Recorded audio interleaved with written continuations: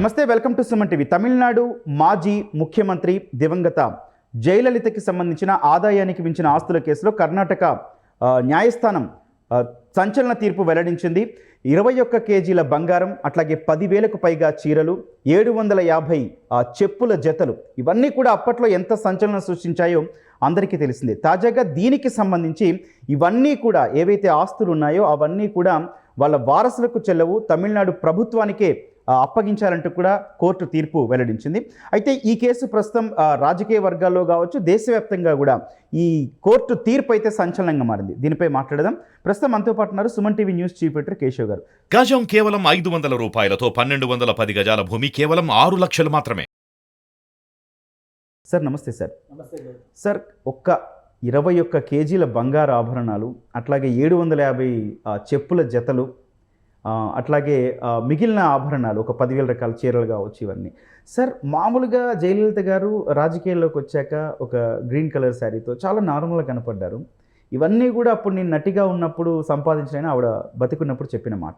Sir, అసలు first of all ఈ కేసును మనం ఎట్లా చూడాల్సిన అవసరం ఉంది? అంటే అలెగ్జాండర్ ది గ్రేట్ అని చెప్పి చరిత్రలో ఒక వ్యక్తి గురించి మనం చెప్పుకుంటూ ఉంటాం. ప్రపంచం అంతా గెలుస్తారని చెప్పని మాసిడోనియా, గ్రీస్ నుంచి వచ్చి దాదాపు భారతదేశం బార్డర్ వరకు వచ్చారు. అంటే ఇప్పుడు పాకిస్తాన్ ఉన్నటువంటి ప్రదేశం వరకు ఆక్రమించుకొని వచ్చి వెనక్కి తిరిగి వెళ్ళే దారిలో చిన్న దోమ కుడితే మలేరియాతో చచ్చిపోయాడు. చచ్చిపోయే ముందర ఆయన చెప్పింది ఏంటంటే, ఇంత యుద్ధం చేసి, ఇంత విధ్వంసం సృష్టించి, ఇంత రక్తపాతం చేసి నేను సాధించింది ఏమీ లేదు అని తెలియాలంటే నా చేతులు ఇలా పైకి పెట్టి నన్ను సమాధి చేయండి అని చెప్పాడు. అవును. సో ఎన్ని కోట్లు కొల్లగొట్టినా కానీ, ప్రజాధనాన్ని కావచ్చు, వేరే రకంగా మనం సంపాదించి నిజమైనటువంటి సంపాదన అయినా కానీ చివరికి మనం పట్టుకెళ్ళేది ఏమీ లేదనేది తరతరాలుగా చెబుతూనే ఉన్నారు. జయలలిత కేసును కూడా అదే కోణంలో చూడాలి. ఎందుకంటే ఇప్పుడు రాజకీయాల్లోకి రావడం అనేది డబ్బు సంపాదనే పరమావధిగా కనిపిస్తున్నటువంటి రోజుల్లో జయలలిత కేసు ఒక ఉదాహరణ. ఆమె చనిపోయినాక చివరికి మన చేతి వేళ్ళు, తల వెంట్రుకలు కూడా తీసుకెళ్ళలేని పరిస్థితి. వాటికి బతుకున్నంతకాలం 100 రకాల డెకరేషన్స్ చేస్తాం.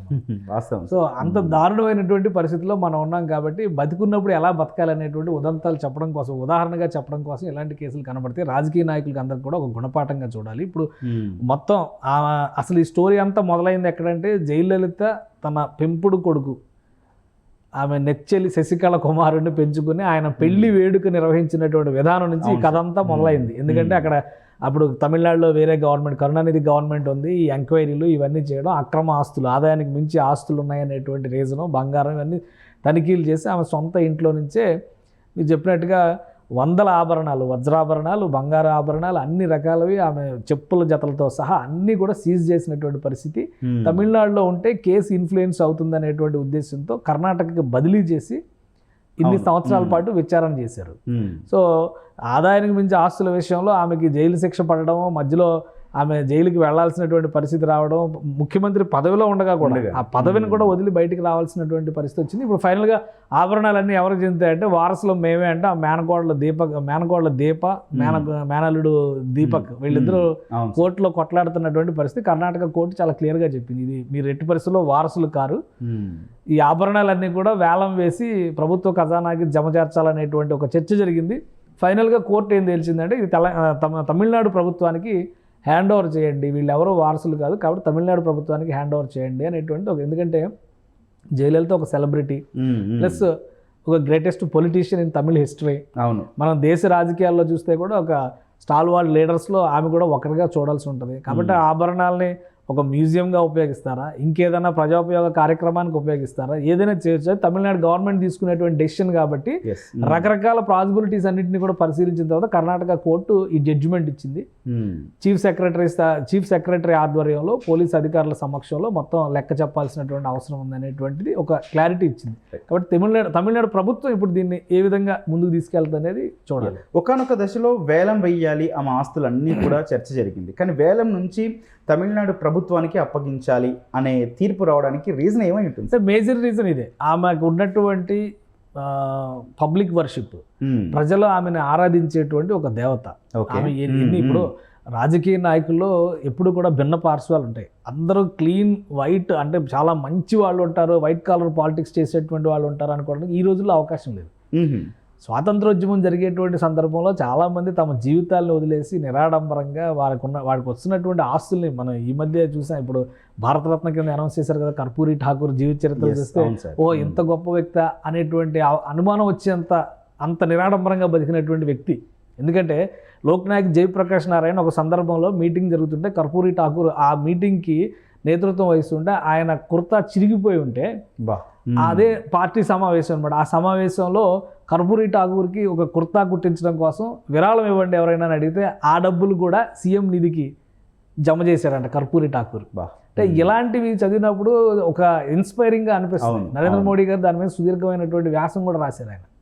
అంటే ఇవన్నీ చూసినప్పుడు మనకు ఒక అద్భుతమైనటువంటి వ్యక్తులు కదా వాళ్ళు అనిపిస్తుంది. కానీ ఇప్పుడు ఈ జనరేషన్స్లో అలా కనిపించే వాళ్ళు చాలా అరుదుగా ఉన్నారు. కానీ జయలలితకి ఏంటంటే ఒక స్టార్ హీరోయిన్గా తన చైల్డ్హుడ్ నుంచి కూడా ఆమెకు ఒక ఇమేజ్ ఉంది కాబట్టి ఒక మాన్యుమెంటల్ అయ్యే అవకాశం ఉంటుంది. కాబట్టి జయలలితకి సంబంధించినటువంటి వస్తువులు వేలంలో వేస్తే కనుక బంగారం ధర ప్రకారం చూస్తే అది తులం 60,000 రూపాయలు లెక్క ఉండొచ్చు. కానీ ఆక్షన్లోకి వెళ్తే కనుక 6 లక్షలకు వెళ్ళొచ్చు, 60 లక్షలకు కూడా వెళ్ళొచ్చు. కాబట్టి అలా చేయడం కంటే ఆమె గుర్తుగా ఒక స్మృతి వనాన్నో లేదా స్మృతి కేంద్రాన్నో ఏర్పాటు చేసేటువంటి వెసులుబాటు ఆ రాష్ట్ర ప్రభుత్వానికి ఉంటుంది. కాబట్టి కోర్టు వేలం అనేటువంటి ఆప్షన్ పక్కన పెట్టి తమిళనాడు ప్రభుత్వానికి అప్పగించింది. ఇప్పుడు తమిళనాడు ప్రభుత్వం దాన్ని ఏం చేయాలని భావిస్తుంది? ఆమె గుర్తుగా ఏదైనా ఏర్పాటు చేస్తారా, లేదంటే ఆల్రెడీ ఆమె సమాధి దగ్గర ఒక స్మృతి కేంద్రాన్ని ఏర్పాటు చేశారు, అక్కడ ఒక మ్యూజియం లాంటి దాన్ని ఏమైనా డిజైన్ చేస్తారా, లేదా ఈ ఆప్షన్ వేలం ఆప్షన్నే తీసుకుని ఆ ఆస్తులన్నింటినీ కూడా కరిగించేసి ఆ డబ్బుని ప్రభుత్వ ఖజానాకి జమ చేస్తారా అనేది ప్రభుత్వం తీసుకోవాల్సిన నిర్ణయం. అది కోర్టు తీసుకునేటువంటి నిర్ణయం కాదు. కాబట్టి కోర్టు ఒక ఆప్షన్గా తమిళనాడు ప్రభుత్వానికి ఇది ఇచ్చిందని మనం అనుకుంటాం. ఇదే కేసులో ఇంకొక పరిణామం కూడా కనిపిస్తున్న పరిస్థితి. వారసులు వాళ్ళు కాదు కాబట్టి తమిళనాడు ప్రభుత్వానికి ఈ ఆభరణాలన్నీ ఆస్తులన్నింటినీ అప్పగించాలి అనేది నిర్ణయం. అంటే వాళ్ళు రాజకీయంగా కూడా వారసులు కాకుండా ఉండిపోతారా? అంటే దాదాపు ఇప్పుడు తమిళనాడులో జయలలిత వారసులు చాలామంది ఉన్నారు. ఆ పన్నీర్ సెల్వం దగ్గర నుంచి మనం అందరినీ చూస్తున్నాం కదా, ఒకరితో ఒకరు పోటీ పడి శశికళ కూడా ప్రయత్నం చేసింది. ఎవరి ప్రయత్నాలు వాళ్ళు చేస్తున్నారు. వారసత్వాన్ని క్లెయిమ్ చేసుకోవడానికి 100 మంది తయారవ్వచ్చు. ఇప్పుడు ఎవరు అవసరం లేదు. ఏకలవ్య శిష్యుల్లాగా ఉన్న వాళ్ళు కూడా జయలలిత నాకు ఇన్స్పిరేషన్ కాబట్టి నేను చేస్తానని అనొచ్చు. కాబట్టి రాజకీయ వారసత్వం వేరు, ఆస్తులకి వారసత్వాన్ని అప్పగించడం వేరు. ఇక్కడ ఇంకొకటి కూడా ఆమె పేరు మీద ఉన్నటువంటి ఫిక్స్డ్ డిపాజిట్లు ఈ ఆదాయానికి మించిన కేసులో ఏవైతే సీజ్ అయినాయో అవన్నీ కూడా తమిళనాడు గవర్నమెంట్కి, క్యాష్ డిపాజిట్స్ కూడా తమిళనాడు గవర్నమెంట్కి వెళ్తున్నాయి. ఈ కేసు విచారణకు సంబంధించి 5 కోట్ల రూపాయల వరకు ఖర్చు అయింది. ఎందుకంటే 1996 నుంచి 25 ఏళ్ళు దగ్గర 27 ఏళ్ళు 28 ఏళ్ళు విచారణ జరిగినటువంటి కేసు కాబట్టి 5 కోట్ల రూపాయలని అక్కడ ఆమె డిపాజిట్ల నుంచి జమ చేయమని చెప్పిన ఒక ఆదేశం చేసింది. మిగతావి నగదు కానీ వజ్రాభరణాలు కానీ ఇతర వస్తువులు కానీ ఇవన్నీ కూడా తమిళనాడు ప్రభుత్వానికి అప్పగించమని చెప్పని కోర్టు చెప్పింది. ఒకటి ఏంటంటే మనం అవకాశం వచ్చింది కదా అని దేశాన్ని దోచేద్దాం ఎక్కడో దాచేద్దాం అనుకుంటే కనుక ఏం ఉపయోగం లేదు. అయితే జయలలిత విషయంలో ఏంటంటే ఆమెకంటూ ఒక కుటుంబం లేదు కాబట్టి అవన్నీ కూడా ఇప్పుడు బయటకు వస్తున్నాయి. కానీ కుటుంబాలు ఉన్నవాళ్ళు హత్యలకి రక్తపాతాలకి దారితీసేటువంటి ప్రమాదం ఉంటుంది. అపరిమితమైనటువంటి సంపదను పోగేస్తే కూడా అక్బర్ షాజహాన్ చక్రవర్తికి జరిగినటువంటి అనుభవాలు చూడాల్సినటువంటి పరిస్థితి వస్తుంది మనకి. కాబట్టి రాజకీయ నాయకులు తెలుసుకోవాల్సినటువంటి పాఠం ఇది. మన భవిష్యత్ తరాలు ఎలా ఉండాలి, అలానే ప్రజలు ఎలా ఉండాలి, ప్రజలకు సేవ చేసేటువంటి ఉద్దేశంతో వచ్చినటువంటి నాయకులు ఇలాంటి అక్రమార్జనలకు పాల్పడితే ఫలితం ఏ విధంగా ఉంటుంది, వాటన్నిటికీ ఒక గుణపాఠంగా జయలలిత కేసును మనం చూడాలి. సార్ జయలలిత సీఎంగా ఉన్నప్పుడు కూడా చూసాం సార్, వంగి వంగి దండాలు పెట్టడం, సాష్టాంగ నమస్కారాలు చేయడం. సార్ ఇవన్నీ కూడా ఏం రిఫ్లెక్ట్ చేస్తున్నాయి సార్? ఎందుకంటే అల్టిమేట్గా ₹1 తీసుకొని పరిస్థితి, ఈరోజు వారసులు లేని పరిస్థితి, లెగసీ కంటిన్యూ చేయలేని పరిస్థితి కదా.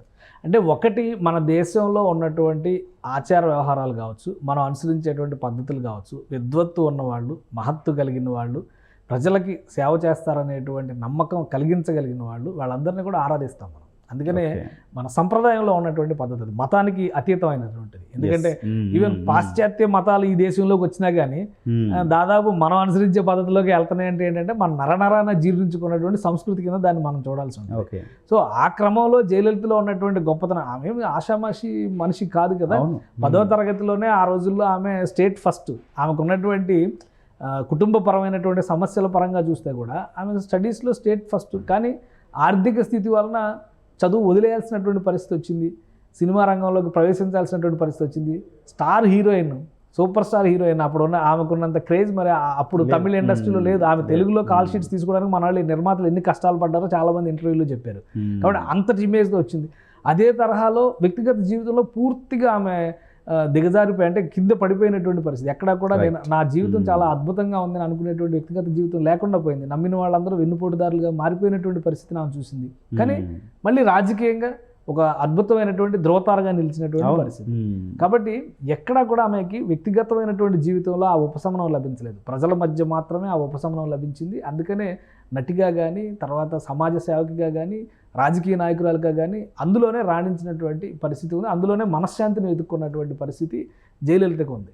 కాబట్టి ఆ అంశాలని, అందులో ఉన్నటువంటి పాజిటివ్ దీన్ని మనం దృష్టిలో పెట్టుకొని చూడాలి. కానీ జయలలిత అక్రమాస్తుల్ని నిజంగా ఇప్పుడు అసలు మన దేశంలో ఉన్న న్యాయ వ్యవస్థ గురించి కూడా మాట్లాడాలి.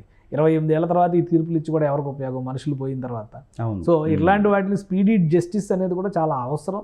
దానిపైన కూడా న్యాయ వ్యవస్థలో ఆలోచన చేయాల్సినటువంటి అవసరం ఉంది. జయలలిత జీవితం ఏంటంటే ప్రజాక్షేమానికి ఉపయోగిస్తే, ఇప్పుడు వాళ్ళు దాసోహం అయింది ఆమెలో ఉన్నటువంటి గొప్పతనానికి. ఆమె చేసినటువంటి కొన్ని పథకాలు, మధ్యాహ్న భోజన పథకాన్ని తమిళనాడులో ఆమె డెవలప్ చేసిన తర్వాతే మిగతా రాష్ట్ర ప్రభుత్వాలన్నీ కూడా ఫాలో అయినటువంటి పరిస్థితి ఉంది. అసలు ఎంజీఆర్ని ఏఐడిఎంకే చీఫ్గా ఉన్నప్పుడు ఆమెను ఎక్కువ ఆదరించడానికి కారణం ఆమె ఇచ్చినటువంటి ఐడియాస్ అనేటువంటి, మనకు మధ్య చాలా వెబ్ సిరీస్లు కూడా వచ్చినాయి కదా ఆ జీవితం మీద. కాబట్టి అటువంటి నటి కానీ, అటువంటి రాజకీయ నాయకి కానీ, తలైవి కానీ ఎక్కడ కూడా ఉండేటువంటి అవకాశం లేదు. కాబట్టి తమిళ ప్రజలు అంత ఆరాధనా భావంతో చూస్తారు. ఆమె చనిపోయిన తర్వాత కూడా అశేష నీరాజనాలు పలికినటువంటి పరిస్థితి. ఈ కేసుల పరంపర ఎలా ఉన్నా కానీ ఆమె పైన ఉండేటువంటి ఆరాధ్య భావం అనేది ఎవరూ తీసేయలేరు. అందుకనే వీటిని ఒక మాన్యుమెంట్గా ఉపయోగించేందుకు కూడా ఒక ఆప్షన్ ఉండొచ్చు అనే ఉద్దేశంతో తమిళనాడు ప్రభుత్వానికి హ్యాండ్ ఓవర్ చేయాలని కోర్టు ఈ నిర్ణయం తీసుకుంది. Right sir, thank you sir. Right, మొత్తంగా ఒక ధృవతారగా వెలగడం మాత్రమే కాదు, ఒక పవర్ఫుల్ రాజకీయ నాయకురాలుగా కూడా ఆమె దేశం మొత్తం కూడా జయలలిత వైపు చూస్తున్న పరిస్థితి. కానీ నేడు ఏదైతే బెంగళూరులోని న్యాయస్థానం ఇచ్చిన తీర్పు ప్రకారం చూస్తే ఒక వారసులు లేకుండా పోవడం, ఆవిడ సంపాదించిన ఆస్తి లేకపోతే ఆవిడ కూడబెట్టుకున్న రూపాయి ప్రతిదీ కూడా ఈరోజు తమిళనాడు ప్రభుత్వానికి ఇచ్చడం నిజంగా అన్ని వర్గాల్లో ప్రజలందరూ కూడా ఈ కోర్టు తీర్పు పైన నిజంగా వాళ్ళు ఆశ్చర్యం వ్యక్తం చేస్తున్న పరిస్థితి. అట్లాగే ఆవిడ ఫిక్స్డ్ డిపాజిట్లు ఏవైతే డబ్బులు ఆవిడ దాచుకున్నారో, డిపాజిట్ చేసిన డబ్బు ఉందో అందులోంచి 5 కోట్ల రూపాయలు కోర్టు ఫీజులు కూడా చెల్లించాల్సిన పరిస్థితి కనిపిస్తుంది. మొత్తంగా ఒక లెగసీ అయితే కంటిన్యూ చేసింది జయలలిత. కానీ ఈ తీర్పు తర్వాత మాత్రం చూస్తే కనుక ఒక డిఫరెంట్ పరిస్థితి అయితే కనిపిస్తూ ఉంది. Thank you.